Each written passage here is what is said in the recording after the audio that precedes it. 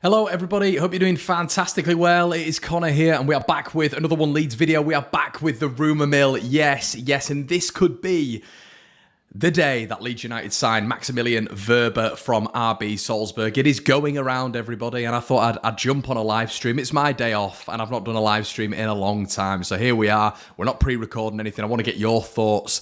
Please let me know what your thoughts on Maximilian Wöber. Are you happy about this one? Are you thinking to yourself, I wish Leeds have invested a lot of money into a left-back, a natural left-back, which we evidently need? Or are you okay with the fact that Wöber's coming in? He's played under Jesse Marsch before. Clearly will know the Leeds United way. Definitely going to be a bit more of a conservative left-back. However, it is a signing. It is bolstering that back line, which at the minute is a real problem. I think we can all admit Leeds are going to a ridiculous amount of goals to be, the total of 70 or 75. I think Johnny Cooper put it out on his Twitter in around about 2 years or whatever it is. It's staggering. So yeah, listen, Leeds need defensive reinforcements, and I'm hoping this isn't it. Of course I am. I'm hoping that this isn't just the only business that Leeds United are going to get done.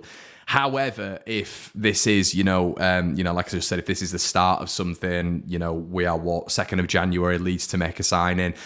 Big news as well. Archie Gray is liking photos randomly of Rasmus Christensen and Maximilian Wöber. Bit odd, but in the social media world that we all live in, that's probably a good indication that Wöber is maybe even at Ellen Road, probably met the players already, and Phil Hay has confirmed it as well. The Athletic are talking about it. It seems like it's just an announcement imminent. And listen, these things, they'll be doing the video now, won't they, that they normally do when it's a social media announcement, when it blows up. That's the modern world nowadays, so they're probably going through all that shabazz right now. So yeah, it would be shocking if Leeds probably didn't announce this guy within the next couple of days. So as I say, everyone, let me know in the comment section below. Are you happy with this one? Are you a little bit perturbed by this one? I know loads of people have been watching his YouTube compilation, which, listen, it can be a little bit deceiving. Listen, I watched Junior Firpo's YouTube compilation and I thought we were getting the modern day Roberto Carlos. Seemingly didn't happen, but let me know what you guys think in the comment section below. As always, Craig's in the building.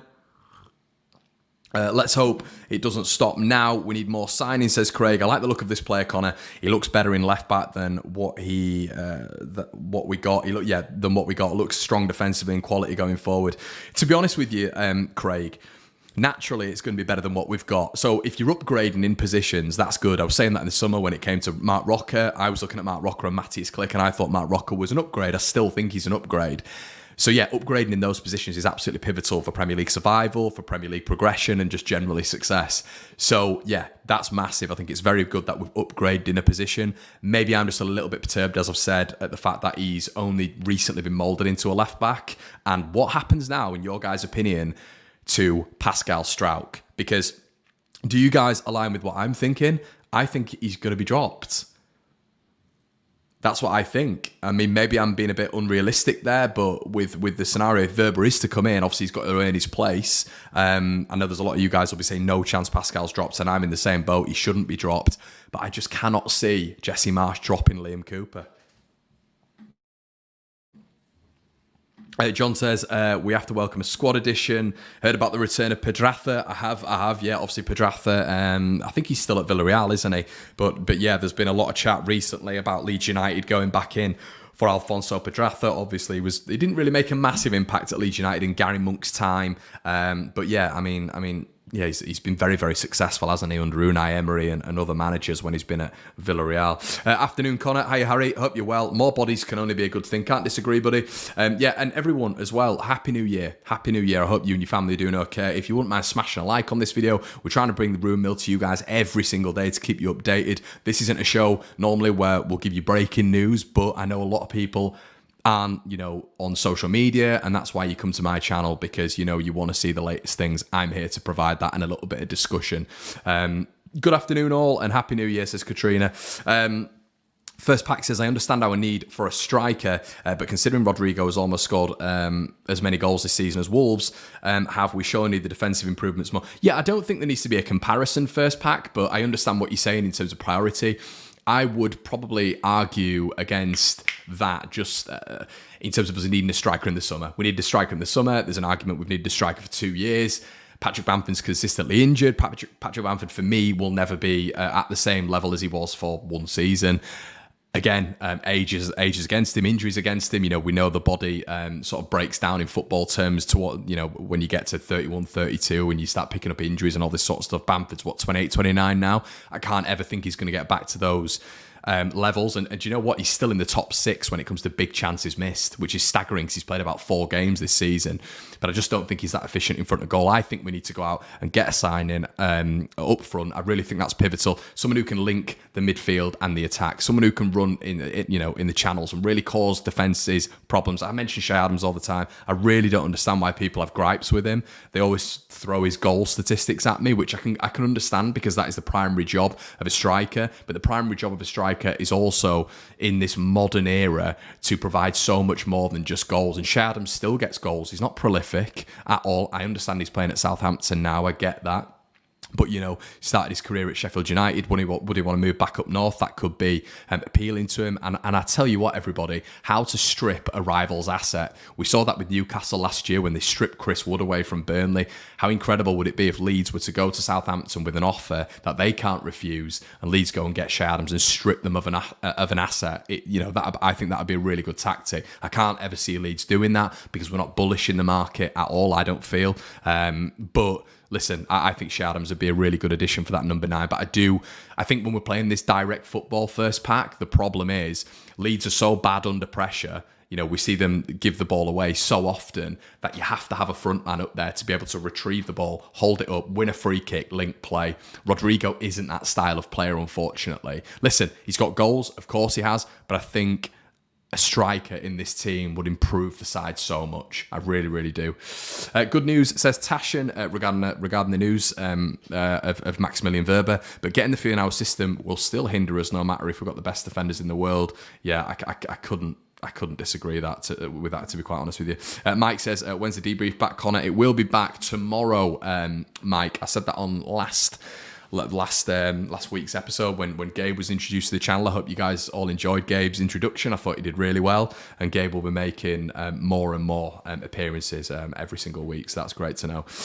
Matching on podcast. I didn't know if that Match On Together podcast name was Nick there, mate, hence why you've got Matching On podcast. We've all been there.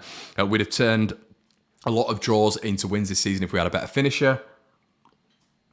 Saints, Everton, and we need someone who has a better work rate and can hold the ball and bring us up the pitch. Listen, we have to say Rodrigo has been brilliant. He's been brilliant this season, but it's too inconsistent for me. And I know people are going to just throw his stats up at me, but football is an eye test as well. And before XG and before expected threat and all this sort of stuff, we were all eye testing football. Now it's all about the data, numericals, this, that, and the other. But the eye test is, for me, Rodrigo, even though he's got the goals he has, isn't good enough as Leeds United's number 9. For me, I think these little phases of good moments he has, the tap-ins, the penalties, whatever, are great for Leeds. But and listen, that's not being disrespectful to Rodrigo. He's done extremely well this season. He's scored some very important goals for Leeds. But I just think there are a lot better out there, and I don't think he fits the profile as well as a proper number 9 like Shay Adams would. I know a lot of people don't like that, but maybe just look at the position we're in as a club and then make your evaluation. That's what I would say. Make Pascal captain, says Scooby-Doo. If we sign a striker, what happens to Gelhardt? I think Joe's struggling a bit, Aaron. I really do. And the reason I say that is because it's been a consistent thing now with Joe, where it is, he had it with Bielsa, he's had it with Marsh, where it's almost bit part, and he's not going to be starting for Leeds. So for me, if we are to bring another striker in, I would send Joe Gelhardt on loan. I wouldn't see the point in sending Joe Gelhardt on loan if we aren't to bring in another striker, because we're diminishing numbers again, would make no sense. But I would definitely welcome that. And that's just for Joffrey's further development. I think at the minute, coming on and having 20 minutes per game as a young player, it's not going to do him any good. We're seeing Gnonto, we're seeing Somerville exposed to way more first-team action than Joffrey. And if he can't get ahead of Rodrigo, without any disrespect, when Bamford's back, if Bamford's back or a new striker comes in, how on earth is he going to get in front of those? The pecking order's going to get a little bit deeper, and he's going to get lower in that. So, Caden says next 4 matches in the league could make or break the season. West Ham, Villa, Brentford and Man United. Yeah, I'd agree. I agree. And this is the problem, isn't it, Caden? I thoroughly expect that Leeds go out there and get points here. We get victories. We have to, because we've had a good run at the start of the season. Unfortunately, we are not in a good position. I predicted us being on a ridiculous amount of points, really, when you look at what we're on right now. At the start of the season, and I get called negative and cynical and pessimistic all the time, but I predicted with the fixtures we had at the start of the season, Leeds would be on a healthy points distribution right now and we'd be higher in the table. I then thought we'd play the tougher sides and naturally go down the table, whatever, but I did not expect Leeds to have done as poorly as they have against a lot of the teams in and around us. Which is a huge problem. Now, as you mentioned there, Caden Robertson, sorry, not Robinson. Next 4 matches in the league, West Ham for me is a massive game for Leeds United. I'm not saying it's must-win territory right now, but I look at those next 3 and I don't think we can lose any of them. I really don't, because we know what's going to happen against Man United. Unfortunately, with the form they're in as well. Your opinion on Sam Greenwood? He is now our number 1 change in front of Gelhardt. Personally, I am Drill. This is just my opinion. I don't think Sam Greenwood's good enough. I've never thought he was good enough. I don't think a goal against Bournemouth, a fantastic goal against Bournemouth, means that he's good enough for Leeds United. I really don't. I think he does little bits well. I think his delivery's decent. Once again, some people will throw stats at me. He got an assist against Man City, didn't he, with the corner in for Strauch's goal. But as I say, I try do the eye test in football. It's not all about numericals and quantitative, data and this, that, and the other, XG, all this stuff. I watch a game and I don't think, Sam Greenwood, A, is a midfielder, which he's not by trade, and B, is good enough for the Premier League. I just don't think so. And this is the problem with Leeds at the minute. I feel like there is a real lack of quality in that midfield when you take Adams and Rocker out. I really do. Listen, it's all about opinions, isn't it? I'd rather Greenwood over Rocker. I think that's a staggering shout, Scooby-D. I really do. I think a lot of people are hounding Rocker out for a couple of bad performances, which he's got in his locker, but Rocker has an abundance of quality. I think Mark Rocker's a brilliant player, and I think the fact we've got him for 10 million is it's a really, really good piece of business from Leeds United. I really do believe that. Greenwood's for me, he's not on the same level as Mark Rocker, just because Mark Rocker's had a few bad games. I wouldn't put him in that territory.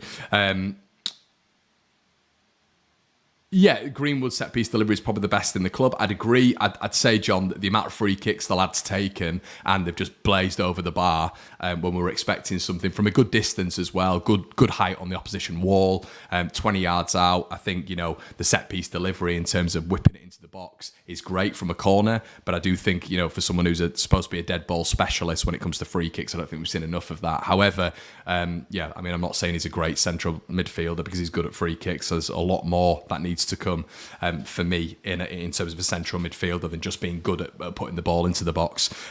Teresa, hi Teresa. Agree, Connor, but Rodrigo is a lazy forward. We'd love to see more of Joffy. Yeah, 100%. However, this is the thing. People think I've got agendas, Teresa. So I've got agendas against Tyler Adams. I've got agendas against Jesse Marsh and Rodrigo. So you've got to take that into consideration. But Rodrigo, I think he's done a really good job this season. I just don't think he's the answer. That's all. But yeah, is Joffy the answer? I'm not 100% sure. Super Joe says Wöber left, Pascal left centre, Robin right centre, Cody on the right. Super Joe, great. Yes, 100% for me. That's bang on the money. Still seeing a lot of people saying Cody Drama is like a bad player. I don't understand how you can call him a bad player when he's just had no exposure. I think genuinely because he's got 2 senior professionals ahead of him and he's the youngest of the 3. And I do think Bill has a massive influence in the changing room. Christensen is the big summer signing when it comes to a right back. I think he's really unfortunate. I think if Cody Drame was a left-sided player, we probably wouldn't be speaking about going out and getting a left back. Naturally, he's a right back. I think he's got everything. Athleticism, a real physical prowess about him. He's quick. I think he's a bigger problem for the opposition to worry about. And I think he's a good 1v1 defender.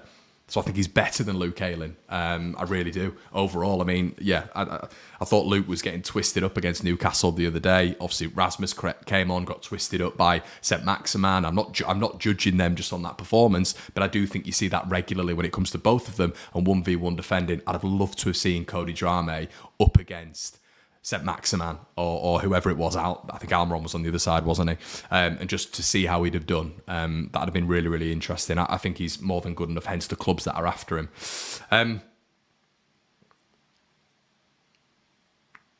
What's going on with Rocker, please? Yeah, I just think Freddie, he was so impressive, wasn't he? He was really impressive at the start of the season.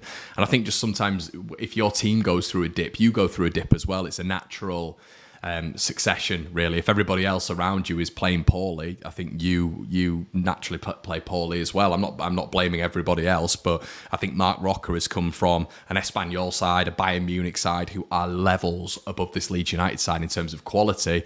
And,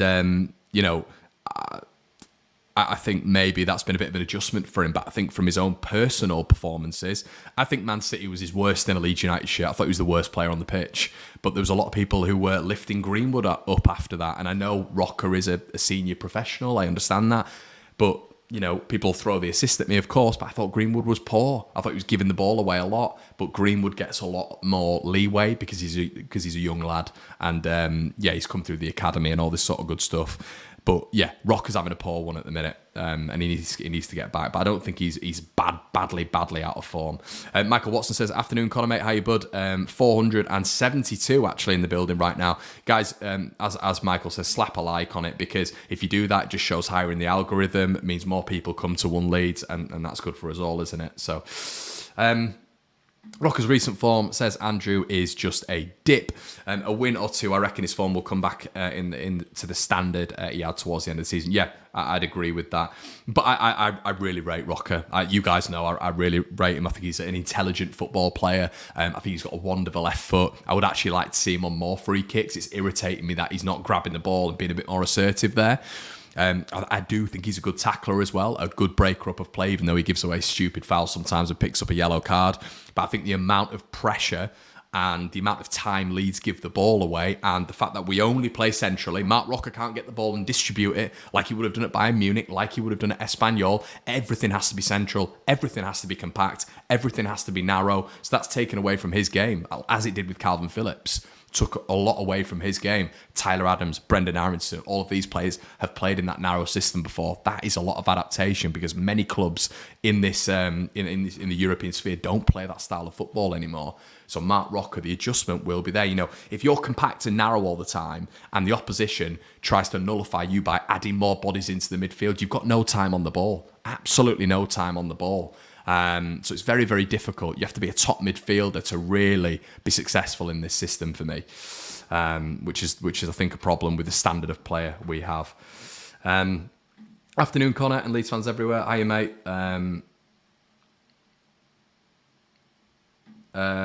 Sonny, never said that. Connor, how's your prediction on Tyler Adams has been rubbish? What a weird sort of comment that is. What an odd comment. I love it when people make their own narratives up. Yeah, that's exactly what I said, innit, mate? Yeah, relax. Scooby-Doo 2. Rocker needs 12 months solid stamina training. He's young enough to get it, but maybe not in his locker. Ain't shown it yet. Yeah, fair enough. Fair enough, mate. Still finding it hard to judge Rocker. I mean, Llorente looked good for his first 6 months. His dip in form lasted almost 2 years now. Yeah, I don't think that's going to get any better as well. Well, he's got a 4-year contract now, mate. So, yeah. Gary Newsham, there you go, my man. Hope you're doing well. What do you think about possible Pedraza? Yeah, I've not seen enough of him, to be honest. There'll be people coming on and saying they've watched him week in, week out. I've not seen enough of Pedraza. Obviously, I know he's been a bit of a hybrid as a left back at points as well for Villarreal, but that's all I can tell you about him, really. Obviously, he's 3 or 4 years older to when he last came to Leeds. I didn't think he was that impressive when he played for Leeds, but listen, look at him now. He's absolutely flying for Villarreal in the European competitions and stuff like that. So, can't even... Genghis Khan's mum, there we go. Anybody's form would dip and suffer playing alongside substandard and aging championship every week. That's probably where my mindset is at, in a maybe a more subtle way, Genghis Khan. Yeah, I'd agree. You've got to think, if you're a quality player, because you saw it with Tyler Adams, if anybody watched a Newcastle game, Tyler Adams at one point turned around and barked at Liam Cooper, barked at his captain. I think it was Coops gave the ball away. I actually thought Liam Cooper had a half-decent game against Newcastle, but he gave the ball away. Tyler Adams turned around and screamed at him, "Come on." I mean, I was watching American coverage of the game, and obviously maybe they use different cameras or whatever, presumably they do, but he was screaming at Liam Cooper, "Come on."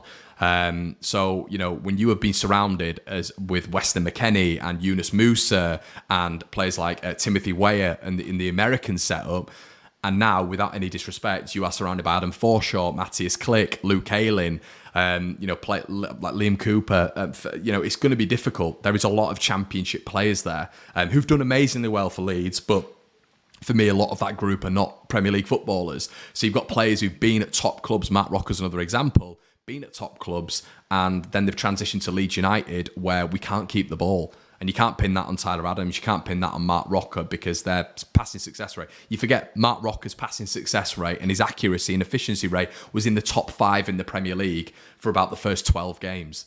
So yeah, you've got to take that into consideration. It's probably difficult for him with I think Sinisterra been out's been huge as well, to be honest with you, because you were just missing that quality on the ball, which would probably aid the better players in our team.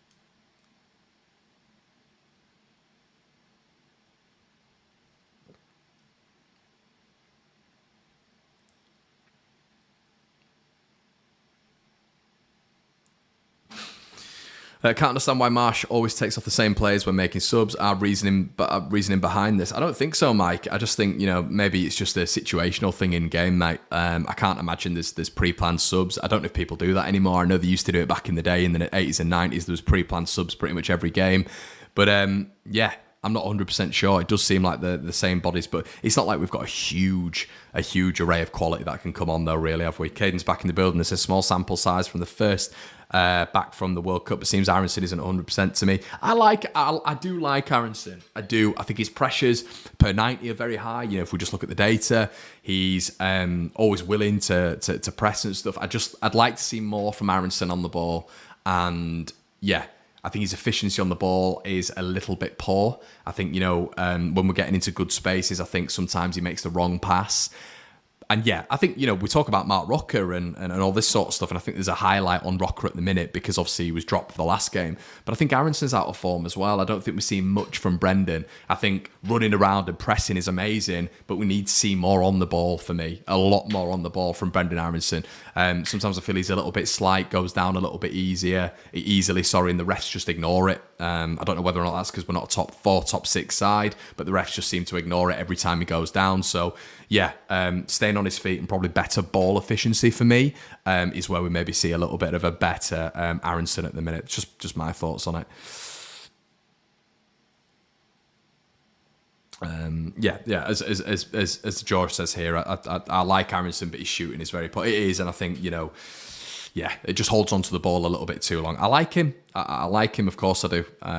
But yeah. Would you sell Jack? Good question. Would you sell Jack for Noah Lang? Obviously, presumably Jack Harrison. I would be. You guys know my thoughts on Jack Harrison. I think his ceiling is extremely high, but he's getting to 26 now. What is he, 26, 27? I've always been very critical on Jack Harrison because I know as I've just said, his ceiling is so high. I still think he's here when it comes to his ceiling. I think his consistency has never been on point. And you just see, like against Newcastle, he gave the ball away 4 times, and I nearly lost my mind watching it, shouting at the TV because he gave the ball away 4 times. Newcastle were able to break through really quickly. One of them led to the Sean Longstaff chance, which he should have scored. But then he has a moment of brilliance, just Jack Harrison, where he's quick feet in the box and he shoots wide. I just think a lot of the time his decision making is very off. Very, very off. And it's a bit of a low percentage of good moments we get from Jack Harrison currently. I think Noah Lang comes in. He's obviously ridiculous quality. And he's probably of the same mould as a Sinisterra, to be honest with you. So yeah, if that was an option, yes, I would do that.